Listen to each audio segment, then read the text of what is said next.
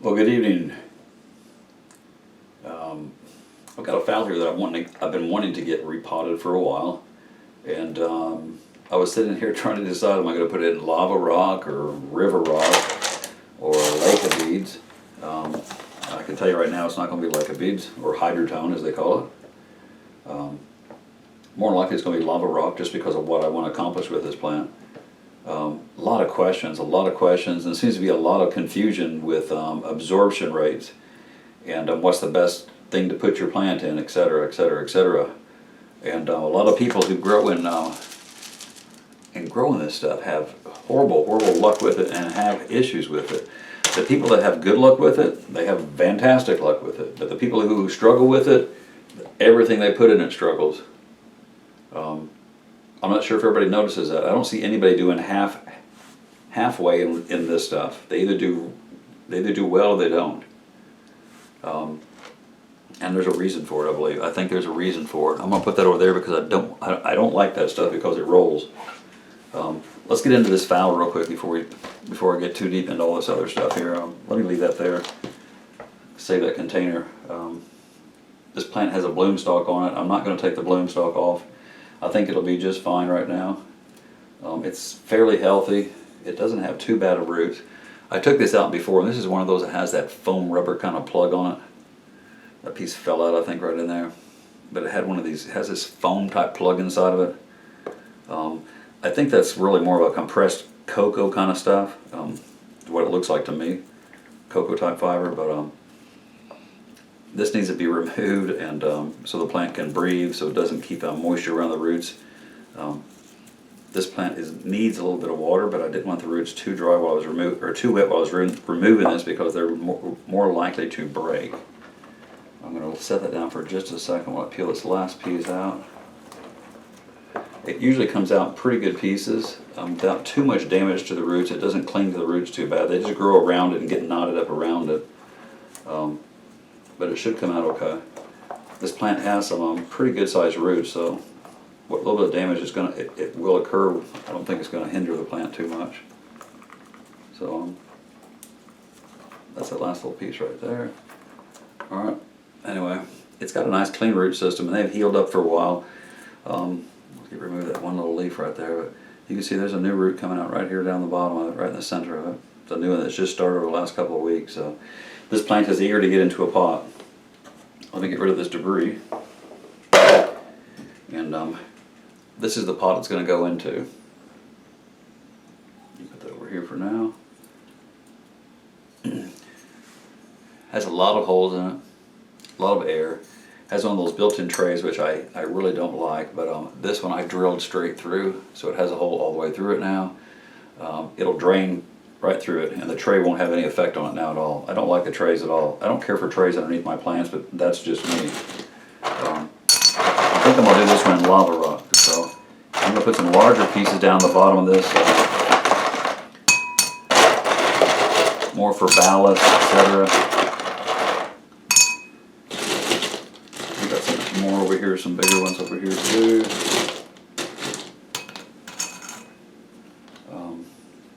And I want to put this clip on also.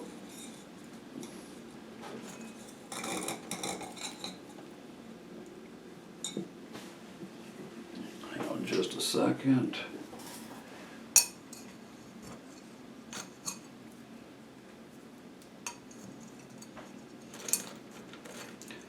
I'm going to need a clip for tying that stem up with. Hold on just a second, I forgot it.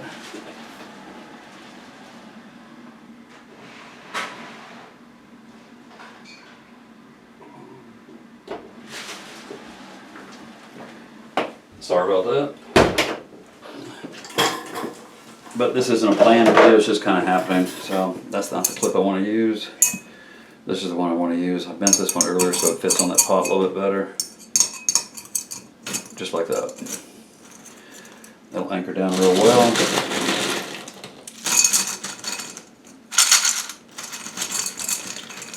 The lava rock and river rock and stuff, because they're all different sizes, they kind of lock together down in the pot and hold things very tight.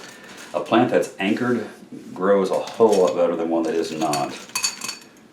They like to be anchored, they like to be secure, they don't like to wobble around. If a plant wobbles around, it's not going to grow proper roots. Every time the root tip starts, it bumps something, it's going to stop it and refocus its energy somewhere else. At that point, it's going to create a problem.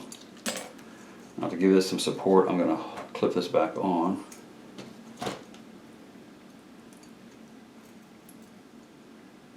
And put that plant right where I want it.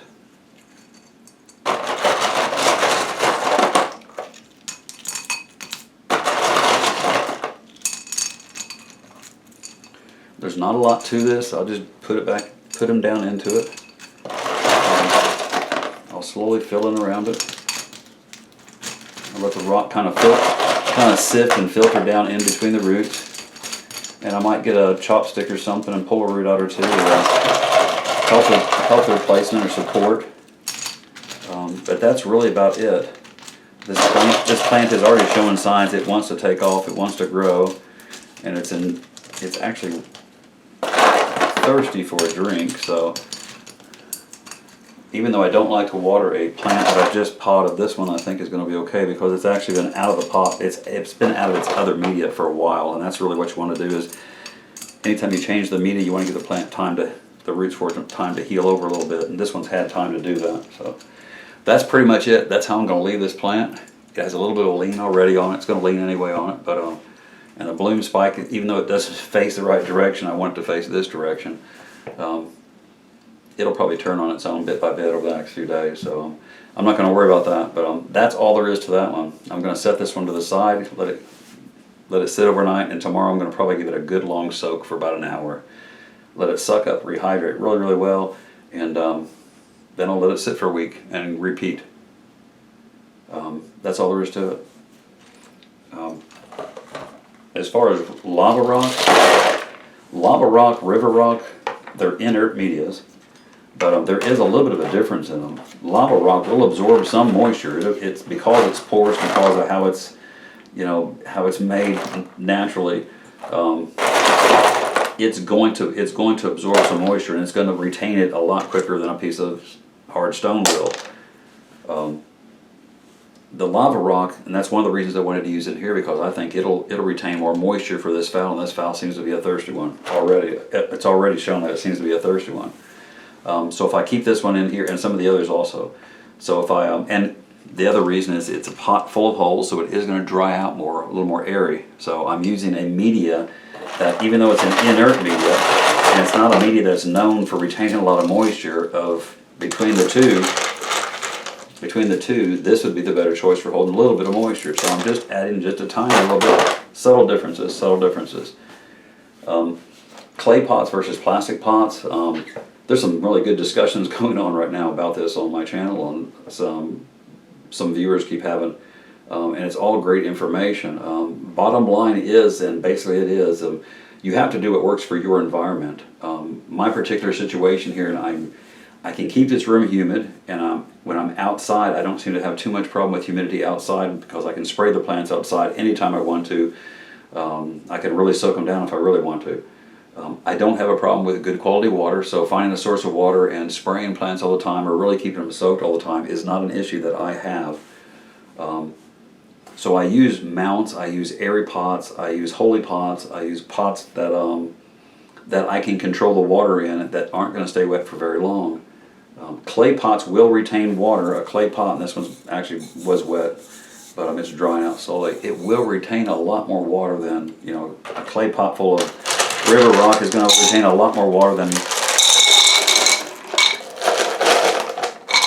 plastic, obviously. When this is saturated, and this is saturated, this is going to stay moist for a little while, but probably not as long as this. There is wicking action with this, and cooling effect is minimal. I'm not even going to discuss that right now because it's not worth talking about. In humid climates, and if you live in South Florida and stuff, cooling effect of river rock, gravel, stuff like that can help a little bit, but so can clay pot, so it's 6-1, half dozen other thing, I think, again. But there's a big difference between the amount of moisture that you can retain in this. This will dry in 10, 12, or 24 hours. The pot itself will retain some moisture, and as long as the pot's still damp, the moisture inside the little moist atmosphere that creates inside this pot with the gravel, damp gravel and everything in there is not going to dry out for another 24, 48 hours, 72 hours. Depending on the size of the pot, how many roots. I mean, if you got a lot of a lot of root mass in there, that's a lot of organic material. It's going to retain more moisture. So it's not a simple answer like, oh, this is going to do better than this one. It's one of those that it depends on the size of the plant, the size of the pot, the thickness of the pot, you know, how old the pot is it full of salts, is it a brand new pot, who made it, where the clay came from. I mean, it can go on and on and on and on. It's not a really quick, easy answer, but following simple guidelines, you can answer most of those questions, and some of those don't even need answers for. If you live in if I had all my collection in a basement where it was fairly damp and I was worried about humidity and moisture and stuff during the wintertime and it's cooler temperatures, that might be the best bet. That might be the best bet. It might be better than bark. It might be better than moss or something. And again, that's all medias: gravel, lava rock, river rock, moss, bark. It's all just a tool. You have to use it based on your growing style, your environment, what works best for your environment, and the plants that you're raising also. When I say growing style, I mean if you're one of those people that just likes to pester your plants to death, just likes to water, and likes to be out there all the time and mess with them, I'm probably one of those. I'll raise my hand. I like to water. This is great because I can't overwater in this. I really can't overwater in this. If I had bark and I water a couple of times or water one or two too many times, I've got root rot setting in, I've got an issue already. So know your limitations, know your grow style, know how you like to grow and how you want to grow. I also like the fact that the more wet-dry cycles you get, the faster a plant grows, and this gives me a lot of wet-dry cycles versus moss or bark. But we won't get into that on this show. We were talking about absorption. You have to understand there's going to be a big difference here. A clay pot's going to keep moisture in that pot for about a day. And I'm just telling you from my experience, if I take a pot that's full of river rock or clay, that pot and soak it in water for an hour, the plant's going to suck up a lot of water, the roots suck up a lot of water, the pot sucks up a lot of water. The gravel doesn't suck up any water, but there's water between the spaces and it creates a wet environment. So even when the water drains out of here, there's still dampness in the pot, in the gravel around the roots. And it maintains it longer based on the fact that it's in a damp clay pot. So as the clay pot dries out, it's going to wick water away from the roots and from the gravel. But it takes a day, day and a half or so, depending on the size of the plant, depending on the size of the pot, airflow, temperatures, etc., etc., etc. Everybody has to understand that there's a lot of factors. It's not just one easy, quick answer that, yeah, do this, and your plants will grow. It's a lot of factors. But it is basic principles like air, water, that kind of thing, food. I use this because of control, because I don't have a lot of experience with them, because I can not overwater is easy. Everybody they see on YouTube that has problems with the orchids it's rotten roots. And every time you buy an orchid, it seems like it comes with rotten roots. They don't come with good roots. Even the ones that you buy at nice places don't come with good roots. If you're going to repot it, it's going to grow new roots anyway. And it doesn't matter if it came with perfect roots. If you're going to change the media from bark to an inert media, which is what I prefer to grow in, it's going to drop those roots and grow new ones anyway. So again, you're back to square one almost. It's knowing how to grow. I don't mind buying a rootless plant or a rescue plant or a plant that doesn't have roots if it's a plant I really, really want, because I feel fairly confident being able to produce roots on some plants. And again, that's just my experience before. Again, I'm new to orchids, but I can grow. I don't know what else to say about that. We can talk about this and talk about this and talk about this. Please ask some more questions so we can put a show around this. I'd like to do that. I think it's important to one thing to remember: whenever you change a media, don't change all your plants. Try one or two, and make sure that you get a hang of it. That your plants are going to adapt to it okay. That they like it, and that it works for your environment and your grow style. I'm inside now. Humidity is not the issue at all. Watering, I can spray everything in here, hose it down if I want to in here. I don't want to spray nutrients and stuff in here on that that I wish I could do. I mean, I could, but I don't want to get salts on the wall and salts on the floor and stuff like that, because once you get that started, you can't get rid of that. What's dripping now in the trays, I'm keeping the trays clean and clean and clean, and I'm wiping down the racks and stuff after anything drips too, to make sure that I don't ever get any salt buildup started in here. When the plants go out this past spring, or this coming spring, I'll go through here and wipe everything down and clean it up, and I'm not sure what I'll use this room for during the summertime, probably storage again. But it'll be ready again that way next fall when it happens again. We're all still around doing it. Know your environment. Think about how you grow, because that's important. Not just your environment and your temperatures and humidity and where you live and everything else, but a big part of this is how you grow, your growing style. If you're somebody that's a little more, leave the plants alone, check on them a couple times a week, you might want to use moss or bark or something like that, because it retains moisture for a longer period of time possibly. Although I can get that length of time out of the gravel and out of lava rock and stuff too. I'm not watering near as much. People think, well, it's rock, it's gravel, it doesn't absorb any water, so you're going to have to water every single day.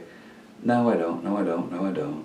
The plants don't live like that in nature. That's not how they grow in nature. So what I'm doing is closer to bare root than anything, I think. Sticking them in bark is not bare root to me. It's buried in a media.